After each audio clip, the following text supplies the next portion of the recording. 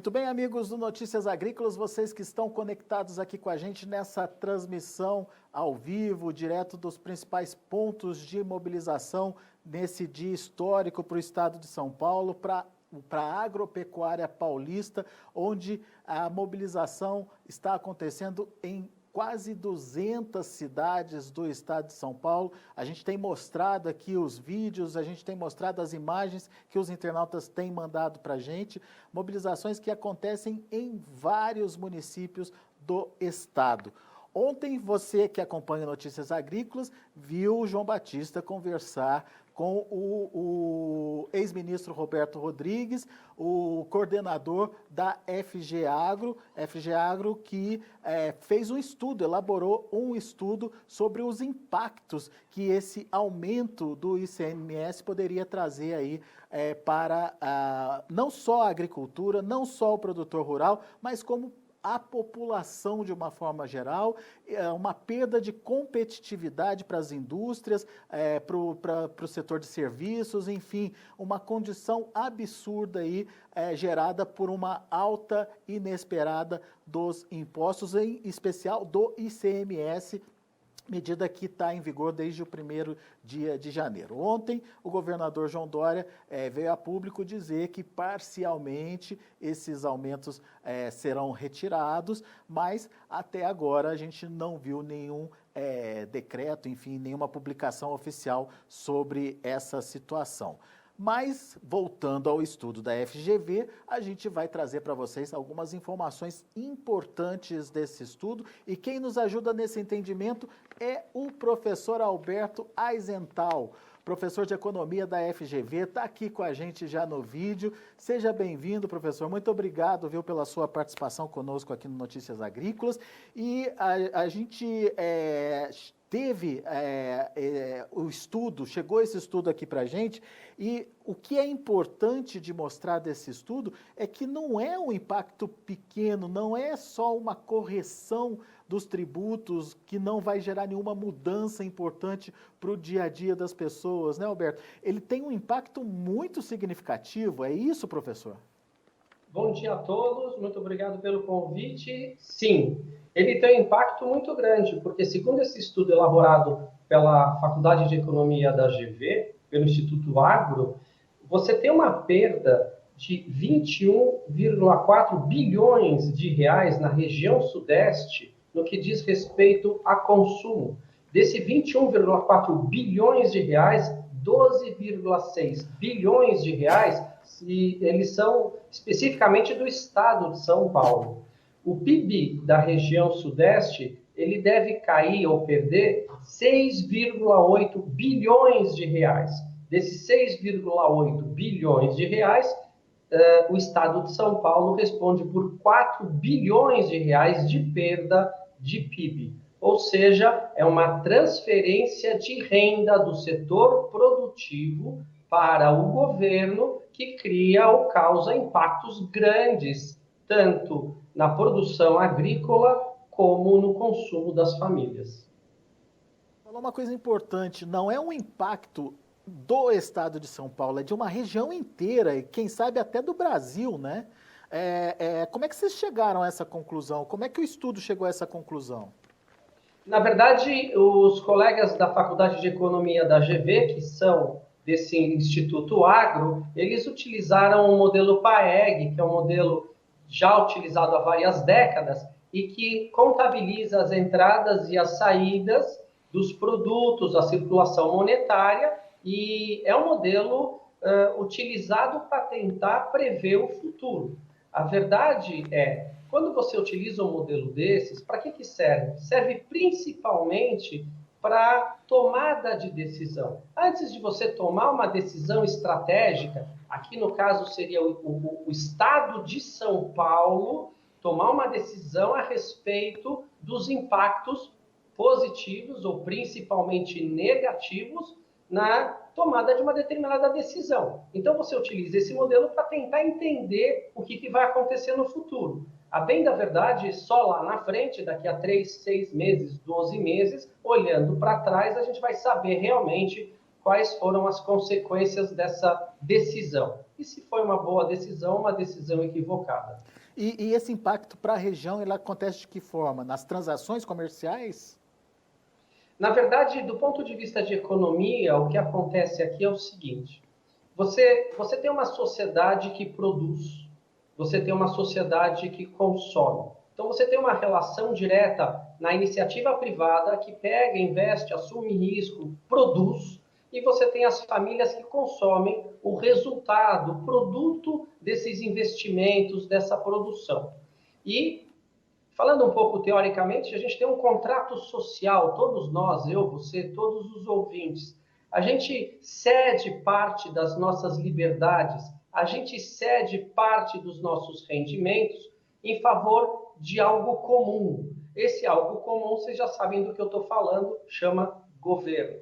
O governo é diferente das empresas. As empresas fazem conta todo dia. Empresa que não fecha conta por ciclos sucessivos, quebram. As empresas se adaptam, elas têm que se adaptar às novas realidades, àquilo que acontece no ambiente econômico. O governo é um pouco diferente. O governo ele é um pouco mais lento, ele é um pouco menos, talvez, preocupado com eficiência. Então, o que acontece? A gente passa por um período super difícil em 2020, onde a economia toma um baque enorme. O PIB cai 4,4% ou 4,3%. O que o governo faz? O governo faz igual às empresas, ele corta os custos, diminui o investimento. O que o governo faz? O governo ele é muito engessado, ele tem um custo fixo estável, ele tem uma incapacidade em promover corte de custos, ele é muito ineficiente, ele não é um bom gestor. Então, o governo aumenta os impostos. Basicamente, é isso que ele faz.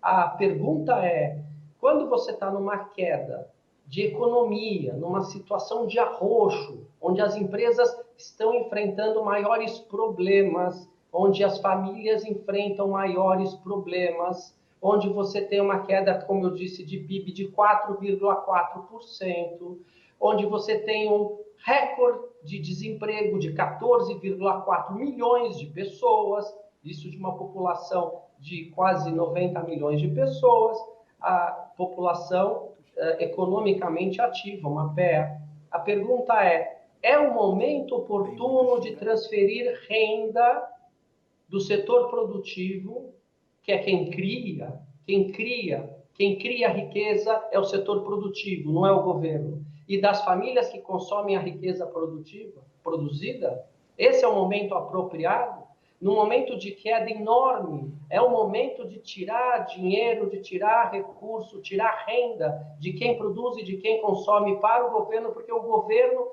não tem aptidão no sentido de melhorar sua eficiência, porque o governo não pode cortar custo.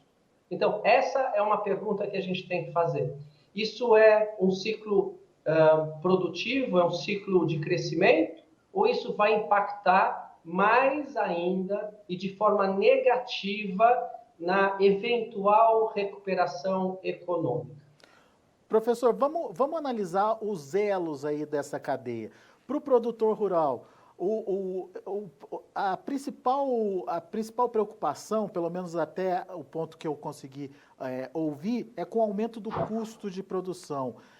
Principalmente com a elevação da tarifa dos insumos, né, que era isenta, passou para 4,14%, elevação da tarifa de energia elétrica, principalmente para aqueles produtores que consomem mais de um determinado quilowatt acima, e também do óleo diesel, que tem um impacto muito grande no custo de produção do produtor. Para esse segmento especificamente, o que representa um aumento de custo de produção? É deixar de investir, é deixar de produzir, é mudar de estratégia, enfim, qual o impacto disso? Ou é uma transferência aí do valor?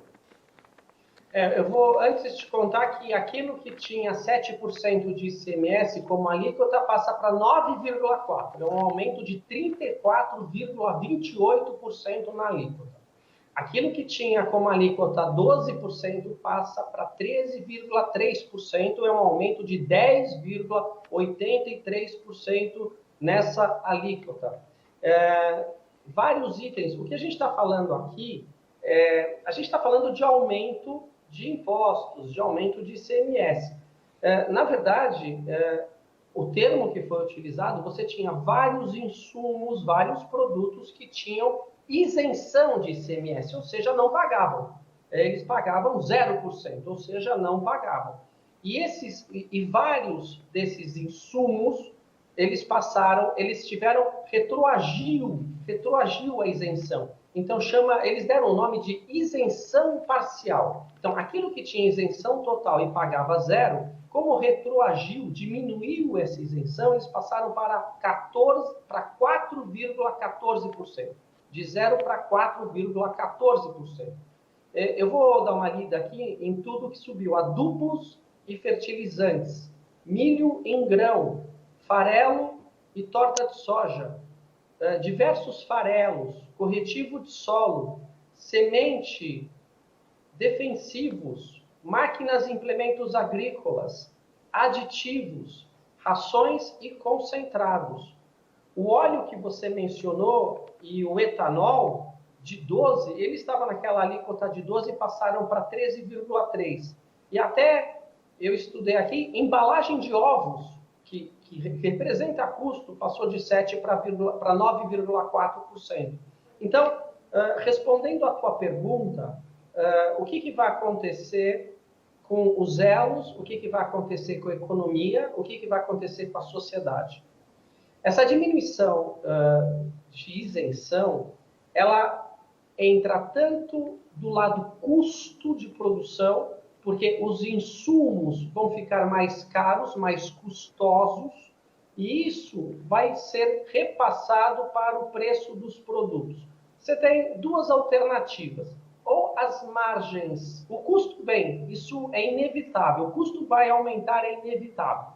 Então, dado que o custo aumenta, ou repassa para o preço aumenta, ou não passa nada para o preço e repassa tudo para a margem do produtor.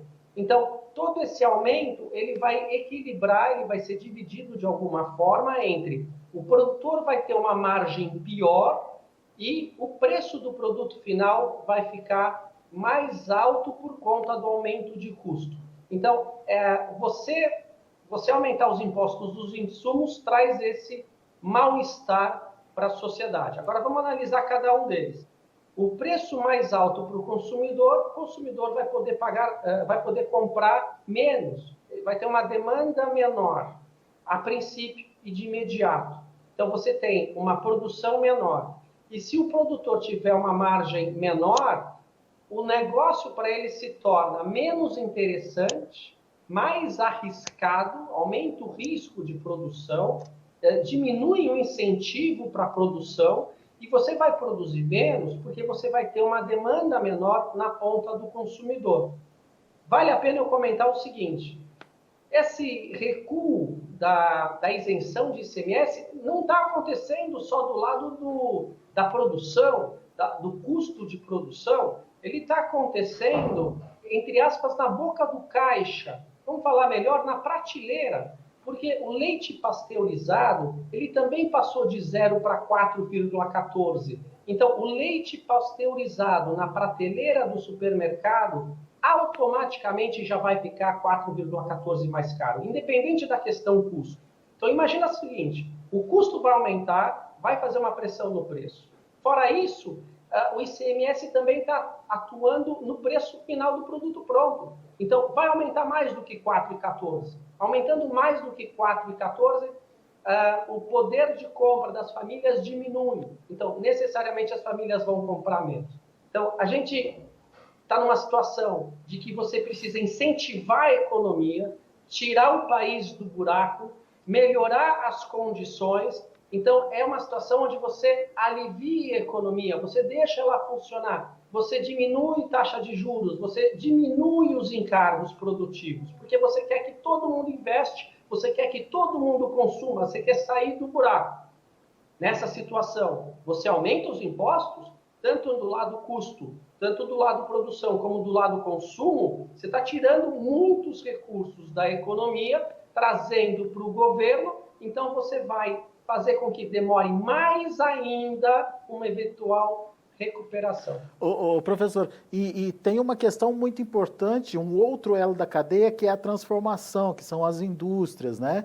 Elas acabam perdendo competitividade nesse momento e isso também é um outro problema de agravamento para a arrecadação do próprio Estado, não? Você matou a questão. O governo tem que incentivar o investimento.